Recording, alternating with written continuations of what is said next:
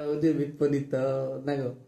ଆଁ ଦେଖ ଆଉ ହଁ ଦେଖି କଣ ଅଛି କଣ ଦେଖିଲ? ଛୋଟ ଜ୍ୟୋତିଷ କଣ ଦେଖିଲ ହାତ କୁହ?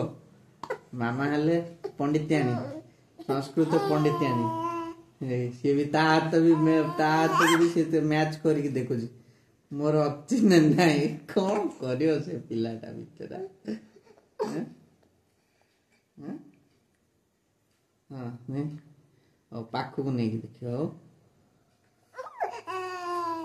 ଆଉ କଣ ଏଇ ନଉନ ଦେଖିନି ଆଉ ତ ଭଲ କି ହଁ ଏତେ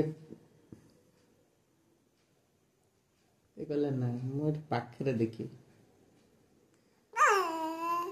ହଁ ଦେଖ ମୁଁ ହାତ ନେଇ ଆସିଲେ ବି ସେ ନେଇକି ପୁଣି ନେଇକି ତା ମାମା ହାତ ସାଙ୍ଗରେ ଯୋଡ଼ିକି ନେଇକି ଦେଖୁଛି।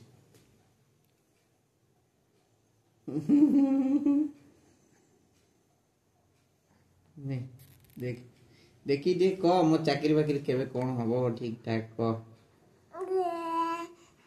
ହଁ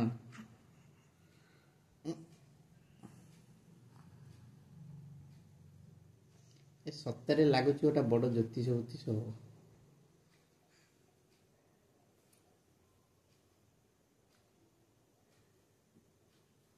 କଣ କାହା ହାତଟା ସ୍ପିଡରେ ଚାଲୁଛି ସେଇଟା ଦେଖିବୁ ନା? ମାମା ହାତଟା ଫିକ୍ସ ଅଛି, ବାପା ହାତଟା ଫ୍ଲେକ୍ସିବୁଲ ଅଛି, ସେଥିଲାଗି ବାପା ଉପରେ ବେଶୀ ଗବେଷଣା ଦେଲା, ତାପରେ ନିଜ ହାତର ନା କଣ? ହଁ ଏମିତି କରିଦେଲା ଟିକେ।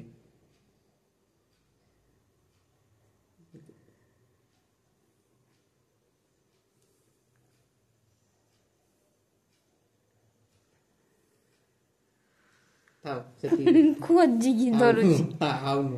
ସେ ମେଳ କରିକି ଦେଖିବ, ଟାଣିକି ଆଣୁଛି ହାତକୁ ଦେଖ। ଦେଖିବ ସେ ଟିକେ ଛାଇ ପଡୁଛି, ଅନ୍ଧାର ଅଛି ଆଉ ଜାଣିପାରୁନି ଆଉ କଣ ହେଲା।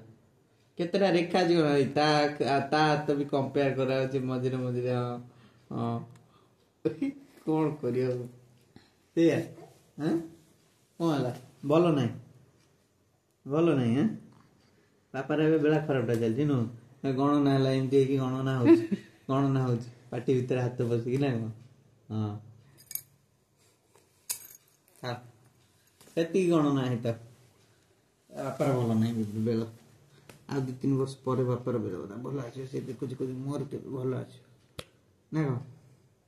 ସେ ତାର ନିଜର ଦେଖୁଛି କେବେ ଭଲ ଆସିବ। ତ ମାମାର ବୋଧେ ଇଚ୍ଛା ଥିଲା ବୋଧେ ଜ୍ୟୋତିଷ ମାନେ ସ୍ପେଶାଲଟା ଜ୍ୟୋତିଷ ଶାସ୍ତ୍ର ରଖିଥାନ୍ତା, ସେଟା ରଖିନି। ତୁ ସେଟା ଫୁଲଫିଲ୍ କରିବୁ ନା କଣ? ଏଇଆ